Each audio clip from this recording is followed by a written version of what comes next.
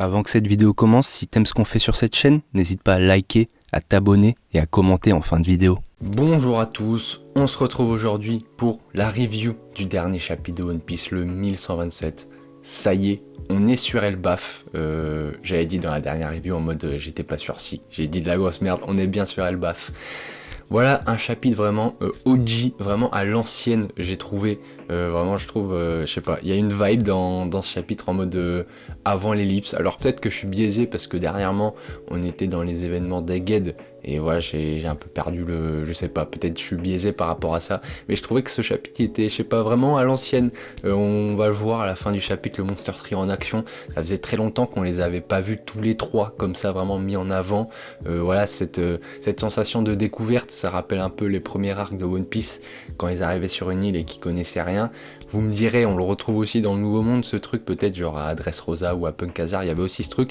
Mais en tout cas, ce chapitre m'a régalé, voilà, vraiment à l'ancienne. Donc on va débriefer tout ça. Et donc on commence ce chapitre en se retrouvant en tant que Mugiwara pour la première fois sur Elbaf. Ça y est, on y est, je pense qu'on peut s'applaudir depuis le temps qu'on l'attendait. Voilà, dans la dernière review, j'étais pas sûr qu'on soit sur Elbaf, mais si, on y est bien. Et voilà, on débute ce chapitre, on voit que c'est le bordel. Voilà, les Mugi et notamment le Monster Trio, Sanji, Zoro et Luffy foutent le bordel. On voit qu'il y a le feu sur l'île. Les géants sont en mode faut faire gaffe, faut pas que le feu se propage sur l'arbre monde, parce que si jamais l'arbre monde est touché, c'est toute l'île qui va partir en couille, qui va sombrer. Donc voilà, on parle aussi d'un lapin. Ils le considèrent comme un dieu, hein, si je dis pas de conneries, le lapin aux grandes oreilles. Et ils sont en mode c'est par rapport à ce lapin qui est tombé que ça a causé ce gros séisme, et que en gros voilà, c'est plus ou moins pour ça que c'est le bordel. Ils le considèrent comme un dieu, hein, ce lapin, et on va voir plus tard dans le chapitre que Luffy l'a bouffé. On va voir quel impact ça pourra avoir. Les Mugi, ils sont bien gentils, ils sont peut-être potes avec Dory et Brogy, mais là ils viennent quand même d'arriver sur une île et ils foutent vraiment le bordel. Et c'est marrant parce que même quand il y a deux géants qui discutent, ils sont en mode va falloir prévenir le dieu soleil. Ouais, mais en fait c'est le dieu soleil qui fout le bordel, techniquement c'est Luffy. Alors qu'est-ce que leur dieu soleil à eux? Est-ce que c'est vraiment une personne? Je pense pas. Alors pourquoi ils disent le prévenir? J'en sais rien, mais en tout cas, voilà, on va en parler tout au long de ce chapitre, on en reparlera à la fin, mais quelles conséquences ça va avoir que voilà, les Mugi, ils arrivent et ils foutent quand même le bordel sur l'île, même après Luffy est le dieu soleil, donc il sera probablement excusé pour ça, mais ils ont quand même buté un de leurs dieux là-bas, leur dieu local, le lapin, et ça me permet d'enchaîner sur un autre point. On voit Nami après, elle est en train de se battre contre un soldat abeille. D'ailleurs c'est marrant parce que tous ces trucs ça me fait penser à Dragon Quest, voilà, l'arbre monde l'Yggdrasil dans Dragon Quest 11 je crois c'est, et voilà le jeu de mots dans les monstres un peu soldat abeille. Bref, c'est aparté, mais voilà, Nami qui se défend, et on va voir tout au long de ce chapitre du coup que nos 5 Mugi se battent contre des monstres. Est-ce qu'ils sont tous comment dire, agressifs ou pas? Parce qu'on voit que plus tard Usopp il se fait plus ou moins bouffer par un chat qui va se transformer en lion. Mais bref, Nami qui se débarrasse du soldat abeille, et justement c'est pour ça, il y a un ours après qui la voit, et au début l'ours il a une tête gentille, sauf que quand Nami le voit, elle a peur et du coup elle crie, et je crois que ça fait peur à l'ours, et de là l'ours devient méchant, on va dire. Donc est-ce que toutes ces créatures ont été menaçantes envers les Mugi? En tout cas, ce qui est sûr, c'est qu'on est sur Elbaf et que c'est pas friendly pour l'instant. Il y a d'autres îles où les Mugi sont arrivés et voilà, ils ont un peu foutu le bordel au début aussi.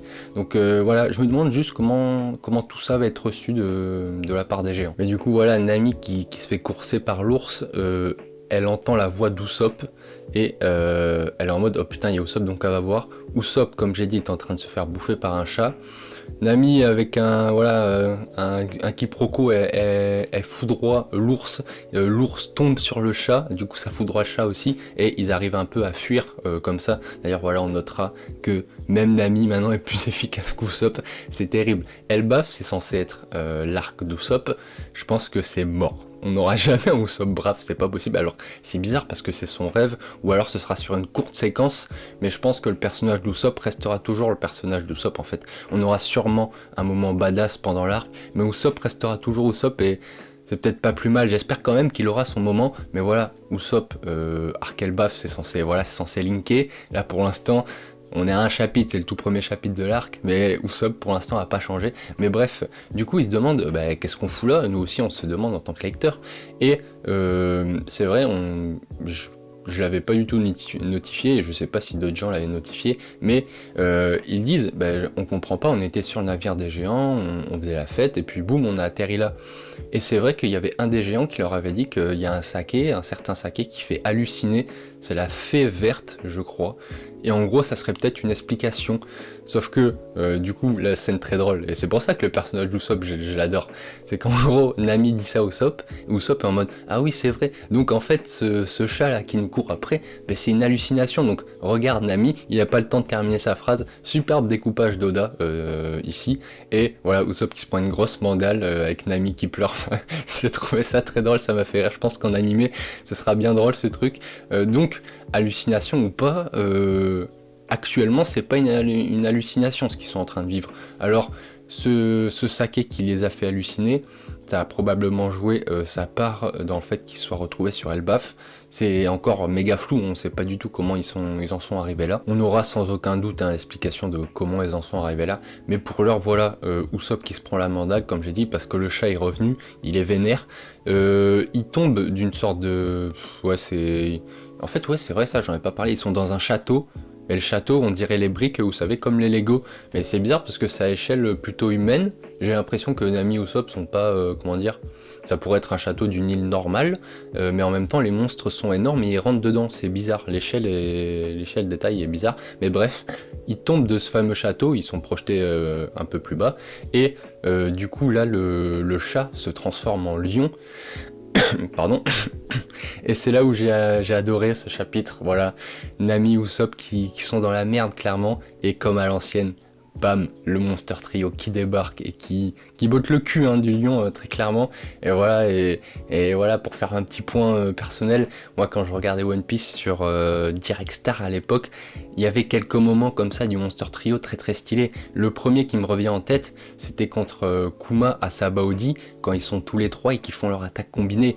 Il y avait ça aussi juste après l'ellipse, toujours sur Sabaody, et voilà, de temps en temps on avait des petits moments comme ça où ça faisait briller le Monster Trio, même contre le Kraken avant l'île des hommes poissons. Voilà, des petits moments qui faisaient briller le Monster Trio. Ça me rappelle vraiment le One Piece à l'ancienne, voilà, le One Piece que je regardais sur la 17 quand j'étais petit. Et là, on a le retour de ce truc, et si je dis pas de conneries, ça fait quand même un petit moment qu'on n'avait pas vu ça, et ça fait très plaisir. Voilà, c'est cette vibe de nouvelle île inconnue, les Mugi qui explorent, le Monster Trio, Jinbei qui est plus là pour cacher tout ça, non je rigole, mais bon, vu que Jinbei est là maintenant, c'est plus compliqué, mais vu que là, il est pas là, ça permet de faire ça.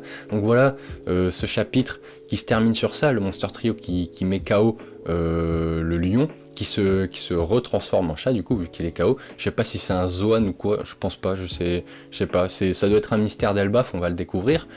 Mais voilà le chapitre qui se termine comme ça, Luffy qui dit oh putain on devrait peut-être le faire griller, est-ce qu'il sera aussi bon que ce lapin? Donc voilà, le lapin dont les deux géants parlaient au début du chapitre, c'est celui-là, c'est le dieu que Luffy a fait griller. Bon voilà, Luffy, Zoro, Sanji qui sont bien habitués à l'île, Luffy qui est en mode... On entend un gros boom en même temps, et là du coup à ce moment-là, Luffy qui dit « Oh c'est peut-être un autre animal, on devrait aller voir, il est peut-être plus balèze ».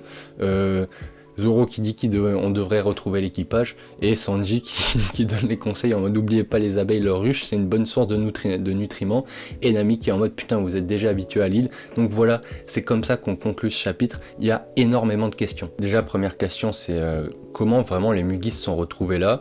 On voit que le Monster Trio ça leur fait un peu ni chaud ni froid, ils s'en foutent en vrai, j'ai l'impression qu'ils s'en foutent. Luffy, ils pensent juste à aller voir quels autres animaux il y a et les bouffer potentiellement.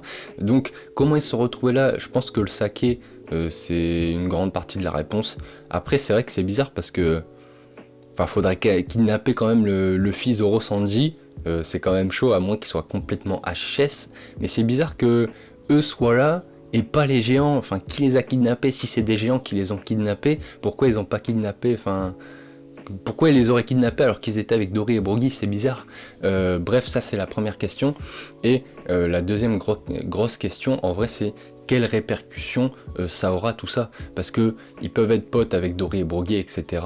Là, quand même, les Mugi sont sur l'île et ils foutent le gros bordel, quoi. Ils ont ils ont bouffé tout simplement un dieu, le lapin. Donc bon, bouffer un dieu, je pense que voilà, pour les mecs qui vénèrent ce dieu là, c'est pas cool. Globalement, ils ont foutu le feu à l'île. Voilà, le feu commence à se propager, ils sont en mode faut pas que ça touche l'arbre monde, sinon l'île va sombrer. Et je me dis du coup comment les géants vont prendre tout ça, parce que c'est quand même des gens qui ne connaissent pas, qui viennent foutre le bordel sur leur île. Et on sait que les géants, voilà, c'est des guerriers, c'est l'honneur, ils vont pas laisser faire ça, ils vont forcément aller à la bagarre, hein, je pense. Sauf que actuellement, on a quand même des clients, le Monster Trio, voilà, est-ce qu'il y a vraiment... Pour pouvoir arrêter ces trois mecs là, quand même va falloir sortir du lourd. En face faudrait un équipage d'empereurs, hein, tout simplement. Et donc est-ce qu'il y a des personnes parmi les géants qui sont assez puissantes pour stopper le Monster Trio? Bon, je pense pas qu'on rentrera vraiment dans ce truc là, il y aura peut-être une petite bagarre, mais il y aura pas vraiment un fight en mode sérieux. Mais voilà, est-ce que des gens sont assez puissants pour leur dire en mode bon là vous allez vous calmer? Parce que à ce niveau-là de l'histoire, ça veut dire qu'il y aurait des mecs qui sont potentiellement des géants qui sont capables de rivaliser avec des empereurs, quoi. Et bon, on a déjà eu des persos méga forts introduits tard dans l'œuvre comme Im, ou comme Figarland. Mais voilà, le point commun de ces gens-là, c'est qu'ils étaient du gouvernement mondial, et dans le gouvernement mondial, il y a vachement ce truc de... c'est le secret, tu sais pas trop. Là, faudrait que ce soit justifié, qu'il y ait des géants qui soient aussi forts en limite que Luffy et Zoro, ça serait chaud à justifier. Donc voilà, pour conclure cette review, j'ai beaucoup aimé ce chapitre, voilà, c'est One Piece à l'ancienne, cette vibe de l'inconnu, j'aime beaucoup. J'aime bien que Oda là nous laisse encore dans le flou, on est un peu plus fixé, mais vraiment on sait pas du tout comment ils ont pu, comment l'équipage en fait a pu être séparé, donc ça c'est cool. Voilà, je crois que j'ai fait le tour de ce chapitre. En vrai, j'ai pas grand chose à rajouter. Juste, j'ai très hâte de voir la suite. J'ai très hâte de voir comment, vraiment, pour moi, c'est la plus grosse question. Comment les géants vont accueillir ça? Comment, voilà. On sait que c'est des guerriers, donc ils vont pas se laisser faire. Ça va se battre, mais en même temps, Luffy, c'est le dieu soleil. C'est le vrai, lui. Donc, je pense qu'il serait excusé. J'ai juste hâte de voir comment tout ça va se corréler. Il y a forcément des mecs qui sont très chauds chez les géants.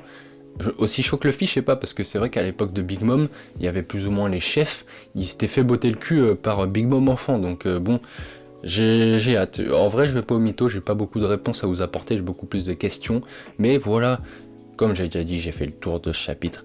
Dites-moi ce que vous pensez de ce chapitre, si j'ai oublié des trucs, voilà, si vous avez des théories sur les géants, voilà, machin, tout ça. Sur ce, je vais vous souhaiter une bonne journée, soirée, car je ne sais pas quand est-ce que vous regardez cette vidéo. Salut les mecs.